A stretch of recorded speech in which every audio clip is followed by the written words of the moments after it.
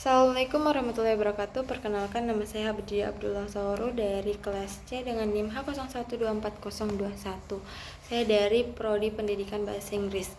Di sini saya akan menjelaskan tentang prinsip-prinsip perkembangan dan implikasi dalam pendidikan. Perkembangan adalah perubahan yang terjadi secara bertahap, berkelanjutan, dan progresif menuju kematangan. Proses ini bersifat sistematis dan terorganisir, mencakup berbagai aspek kehidupan manusia. Aspek-aspek perkembangan meliputi fisik, pertumbuhan tubuh dan kemampuan motorik, kognitif, kemampuan berpikir, memahami dan memecahkan masalah, sosial emosional, kemampuan berinteraksi dan mengelola emosi, moral, pemahaman tentang nilai-nilai dan etika.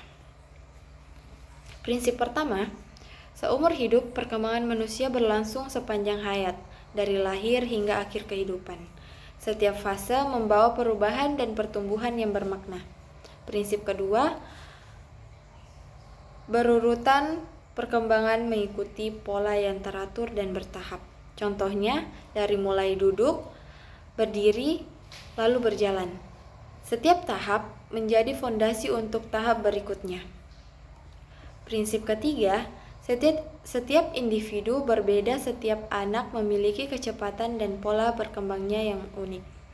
Tidak ada dua individu yang berkembang dengan cara yang sama persis, meskipun mereka berada pada usia yang sama. Prinsip keempat, dipengaruhi bawaan dan lingkungan. Perkembangan merupakan hasil interaksi antara faktor genetik atau natural dan faktor lingkungan atau nurture. Keduanya saling mempengaruhi dalam membentuk karakteristik individu. Prinsip kelima, aspek perkembangan saling berkaitan. Setiap aspek perkembangan seperti fisik, kognitif, sosial emosional tidak berdiri sendiri, melainkan saling mempengaruhi satu sama lain secara dinamis. Prinsip keenam, ada masa peka dalam perkembangan. Terdapat periode kritis atau masa peka di dalam individu sangat responsif terhadap stimulus tertentu untuk mengembangkan kemampuan spesifik.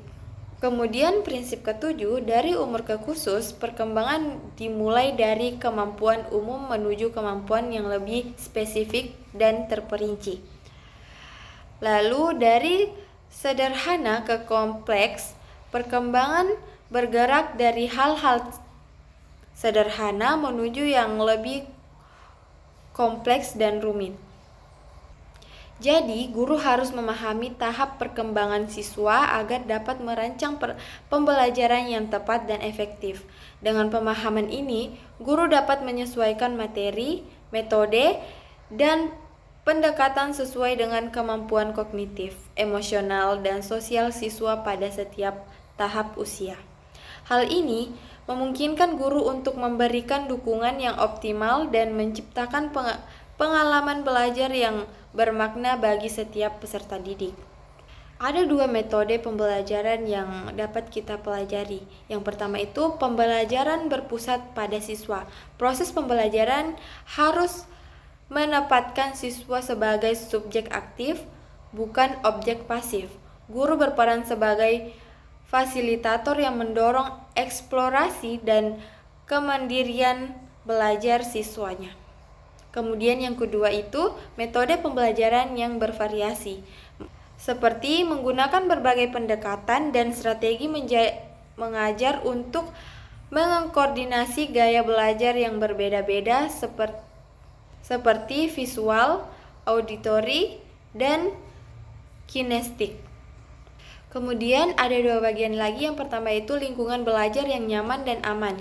Menciptakan suasana kelas yang kondusif, aman secara fisik dan emosional sehingga siswa merasa nyaman untuk belajar dan mengekspresikan dirinya. Kemudian yang kedua itu memperhatikan perbedaan individu siswa. Menghargai keunikan setiap siswa dengan menyesuaikan pendekatan pembelajaran sesuai kebutuhan, kemampuan, dan gaya belajar masing-masing individu. Kemudian kesimpulannya yaitu, perkembangan merupakan aspek yang sangat penting dalam dunia pendidikan. Memahami prinsip-prinsip perkembangan membantu pendidik untuk merancang pembelajaran yang efektif dan bermakna bagi setiap siswa. Pembelajaran juga harus disesuaikan dengan tahap perkembangan siswa agar dapat mencapai hasil yang optimal. Dengan memperhatikan karakteristik perkembangan individu, pendidikan dapat menciptakan lingkungan belajar yang mendukung pertumbuhan holistik peserta didik. Mungkin itu saja yang dapat saya sampaikan dari materi ini. Kurang dan lebihnya mohon dimaafkan. Wabillahi taufiq wal hidayah. Wassalamualaikum warahmatullahi wabarakatuh.